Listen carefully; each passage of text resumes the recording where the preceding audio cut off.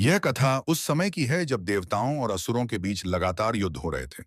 असुर बार बार देवताओं पर विजय पा रहे थे, जिससे त्रिलोक में असंतुलन फैल गया था।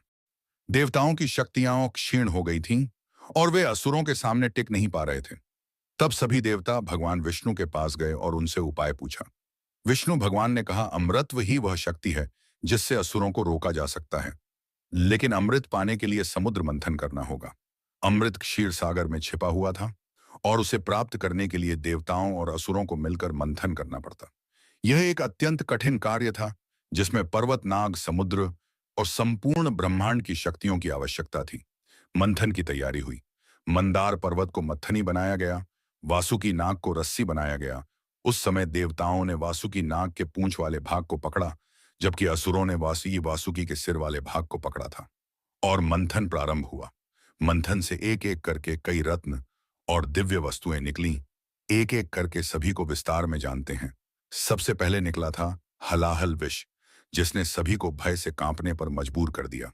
यह विष इतना तीव्र और भयंकर था कि उसकी तीव्रता ने तीनों लोकों में हाहाकार मच गया। देवता हो या असुर, कोई भी उसकी तीव्रता को सहन नहीं कर पा रहा था। विष की गर्मी से आकाश धुआंधार हो गया। पृथ्वी कांपने लगी, पाताल घबरा उठा। सभी देवता, ऋषि, मुनि और प्राणी त्राही त्राही करने लगे। ब्रह्मा और विष्णु भी इस समस्या से चिंतित हो उठे। अब सृष्टि की रक्षा कौन करेगा? तब सभी की नजर एक ही दिशा में गई, कैलाश। वहां तप में लीन थे आदियोगी त्रिनेत्रधारी भूतों के स्वामी महादेव शिव।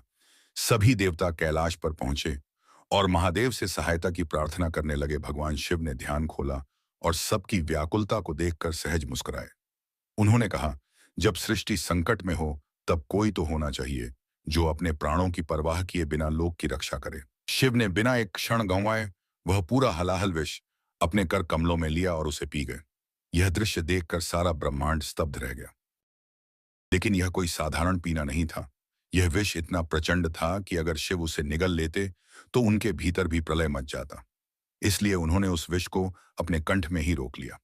विष की तीव्रता से उनका कंठ नीला पड़ गया। तभी से उन्हें नीलकंठ कहा जाने लगा। बाकी रतन के बारे में वीडियो के अगले भाग में जानेंगे। और अगले भाग को देखने के लिए वीडियो को लाइक करके चैनल को सब्सक्राइब कर दीजिए।